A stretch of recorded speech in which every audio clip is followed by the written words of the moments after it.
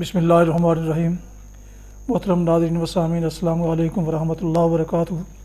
امید ہے آپ اللہ تعالیٰ کے فضل و کرم سے خیریت سے ہوں گے۔ اللہ تعالیٰ آپ کو، آپ کے اہل خانہ کو ہمیشہ اپنی حفظ و امان میں رکھے، آمین۔ راہ ہدایت پر نجات کے سلسلے کا ولاگ درس قرآن مجید کا آغاز کرتے ہیں۔ مدرس ہیں جناب قاری حافظ مولانا محمد اقبال صاحب، خطیب جامعہ مسجد نگینہ انصاریہ شیخ اوپرا۔ شروع کرتے ہیں درس قرآن مجید۔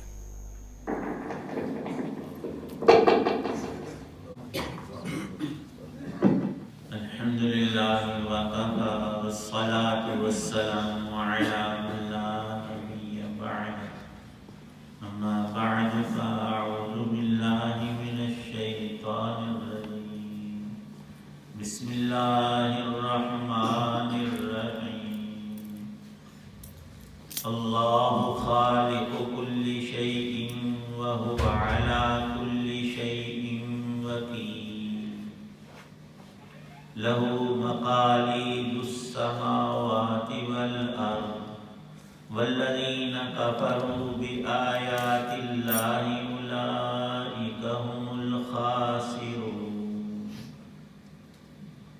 صدق اللہ العظیم۔ اللہ ہر چیز کا پیدا کرنے والا ہے اور وہی ہر چیز کا رکھوالا ہے۔ سارے آسمانوں اور زمین کی کنجیاں اسی کے پاس ہیں، اور جنہوں نے اللہ کی آیتوں کا انکار کیا ہے گھاٹے میں رہنے والے وہی ہیں۔ سورہ زمر کی آیت 62 اور 63 ہیں۔ اللہ تعالی شانہ نے ہم بندوں کو اپنی معرفت عطا کرنے کے لیے اپنا کلام حضرت رسول اکرم صلی اللہ تعالی علیہ وسلم پر اتارا اور اس کی حفاظت کا ذمہ خود لیا، اور تا قیامت کلام اللہ، یہ کتاب اللہ ہمارے سامنے موجود ہے۔ کوئی بھی انسان جس کو اللہ نے سمجھ عقل عطا کی ہے، جب کسی چیز کو دیکھتا ہے تو پہلی بات جو اس کے دل دماغ میں اٹھتی ہے کہ اس کو بنایا کس نے۔ ظاہر ہے کوئی بھی شے خود سے ہرگز نہیں بنی، تو یہ عمارت، یہ سڑک، یہ ٹوپی، یہ دری خود سے بن کر یہاں اڑ کر کہیں سے آئی نہیں۔ یہ انسانوں نے محنت کاوش کر کے یہ چیزیں بنائی ہیں، ترکیب دی ہیں، اور اللہ آسمانوں کا اور زمین کا اور سورج چاند ستاروں اور تمام انسانوں، ہر جاندار بے جان چیز کا صرف بنانے والا نہیں، جیسے ہم نے بنائی کہ اینٹیں پہلی تھی، دیوار کی شکل ہم نے دے دی ان کو پکڑ کر۔ اللہ نے مادہ بھی، اصل بھی، اور یہ صورت، یہ شکل، سب کچھ تخلیق کیا ہے۔ خالق کل شیء، ہر چیز کا پیدا کرنے والا صرف ہمارا رب ہے، اور وہ رب العالمین۔ الا لہ الخلق، ساری مخلوق اللہ کی۔ کوئی ایسا دعوے دار ہرگز انسان نہیں گزرا پوری تاریخ میں اس نے کہا ہو آسمانوں کو میں نے یا میرے باپ دادے نے بنایا تھا اور یہ زمین میں نے پیدا کی ہے۔ نہیں، سب اللہ کی پیدا کر کے تخلیق کی، اس کے معرفت کے یہ نشانات ہیں، علامات ہیں۔ اللہ خالق کل شیء، چیزوں کو پیدا کر کے پھر یہ نہیں کہ اس کا تصرف ختم ہو گیا، سب چیزوں کو جو کچھ درکار ہے، ہر مخلوق کی الگ غذا ہے، انسان اور کھاتا ہے، پرندوں کی غذا اور ہے، جنگل میں رہنے والوں کی غذائیں مختلف ہیں، پیدا بھی کیا اور اپنی نعمتوں سے نوازتا ہے، اور سب سے زیادہ ہم بندوں کو، انسانوں کو عطا کرنے والی ذات۔ تو ارشاد ہے کہ ہر مخلوق کو اور سب چیزوں کو اللہ نے پیدا کیا، اور وہی سب کا نگہبان اور رکھوالا اور بقا کا سامان اور چاہت کی چیزیں اور ضرورتیں اور حاجتیں عطا کرنے والا صرف اللہ ہی ہے۔ ارشاد ہے لہو مقالید السماوات والارض، آسمانوں اور زمین کی چابیاں اسی کے ہاتھ میں ہیں۔ ایک انسان مکان خریدتا ہے، گاڑی خریدتا ہے، تو چابی کس کے پاس ہوگی؟ جس سے خریدا نہیں، جو مالک ہے، جس نے پیسے دیے ہیں، چابی اس کے ہاتھ میں ہوتی ہے۔ چابی کا مطلب کیا؟ کہ یہ شخص تصرف اور اقتدار اس چیز پر مالک ہے، اور ملکیت دکھانے کو اس کے پاس چابیاں ہیں۔ جس کے پاس چابیاں، گاڑی اس کی ہے۔ چابیاں زمین و آسمان، کیا مطلب چابی کا؟ اقتدار، ملکیت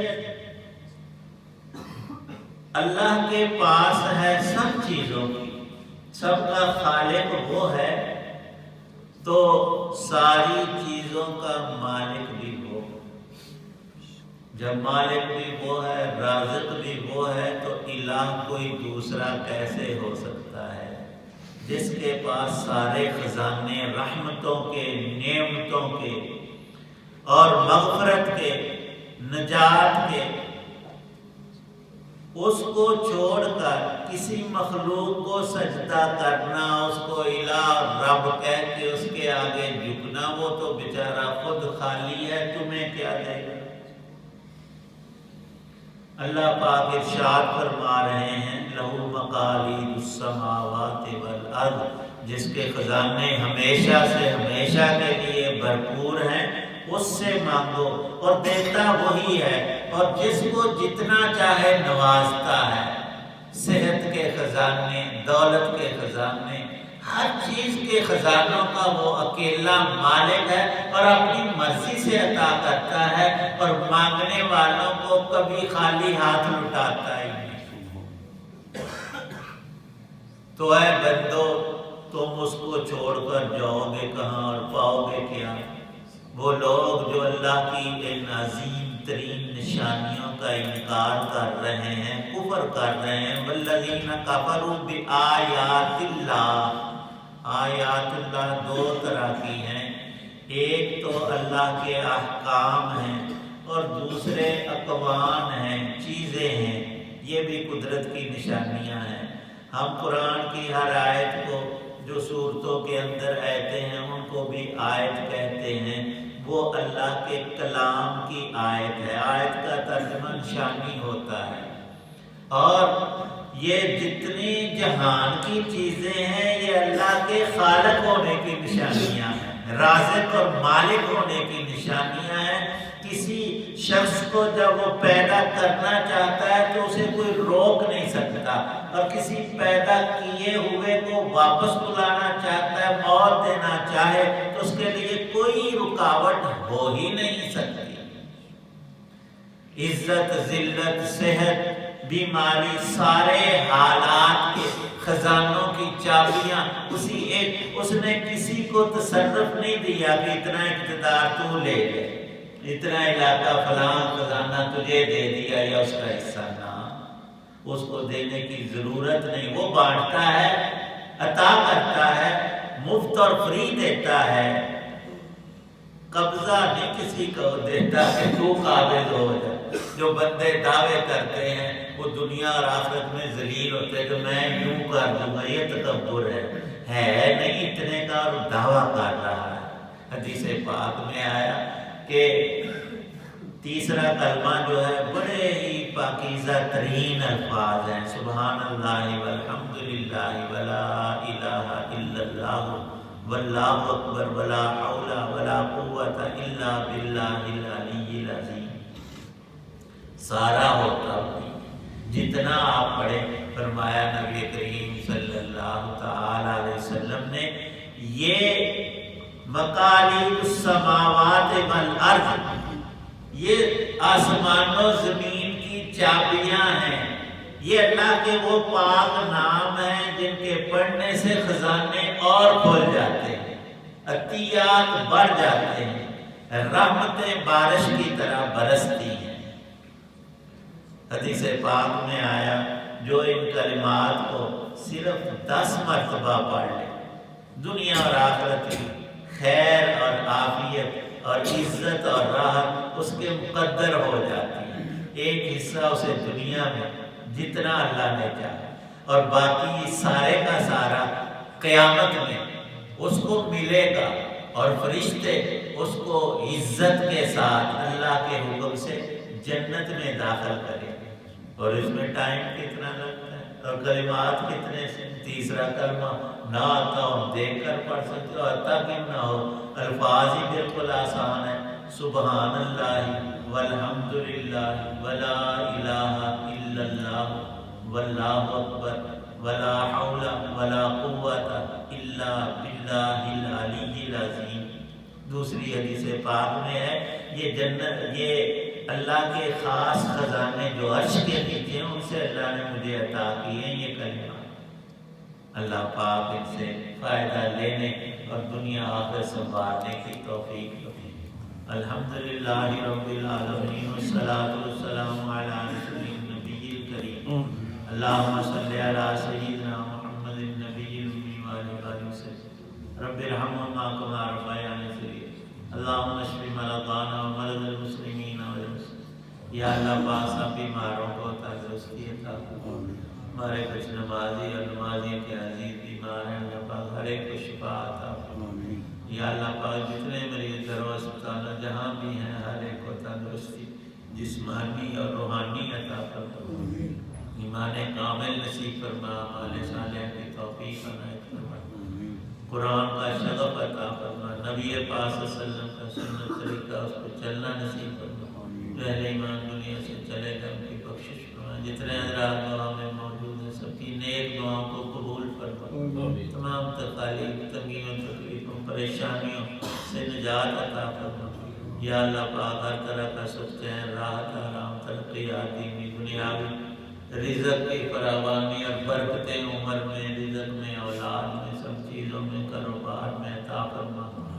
یا اللہ پاک جتنے بھی اہل ایمان بالخصوص ہم سب کے والدین میں سے آباء و اجداد، یا اللہ اہل تعلق ہمارے محسنین دینی دنیا سے با ایمان چلے گئے سب کی بخشش فرما، ان کی قبروں کو جنت کا باغ بنا، نیکوں کے درجات عطا فرما، ہم میں سے ہر ایک کو ایمان کامل پہ خاتمہ نصیب فرمانا۔ صلی اللہ تعالی علی خیر خلقہ محمد وعلی آلہ وصحبہ وآل بیتہ اجمعین۔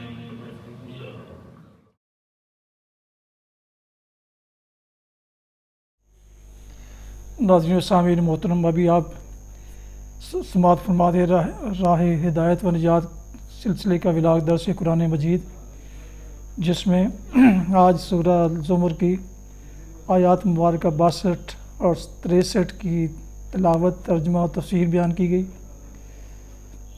تو اور اس ولاگس کو میں راہ ہدایت اپنے یوٹیوب چینل راہ ہدایت پر اپلوڈ کرتا ہوں، اسے کیا گیا ہے۔ اس کے علاوہ اسے میرے دوسرے چینل بی اے رشیدی پر بھی دیکھا جا سکتا ہے۔ جن دوستوں نے ابھی تک میرے یوٹیوب چینل راہ ہدایت یا بی اے رشیدی کو ابھی تک سبسکرائب نہیں کیا، ان سے گزارش ہے کہ وہ اسے سبسکرائب کر کے لائک کر کے بیل آئیکن کو ضرور پریس کر لیں تاکہ آئندہ آنے والے ایسے روحانی اور قرآنی ولاگز ان تک باقاعدہ پہنچ رہیں اور وہ اس کار خیر میں باقاعدہ ثواب حاصل کریں۔ اللہ تعالیٰ آپ کا حامی و ناصر ہو۔ اللہ تعالیٰ آپ کو، آپ کے اہل خانہ کو ہمیشہ اپنی حفظ و امان میں رکھے۔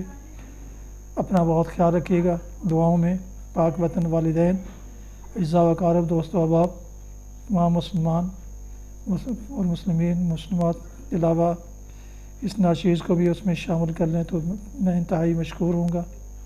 شکریہ۔ السلام علیکم ورحمۃ اللہ وبرکاتہ۔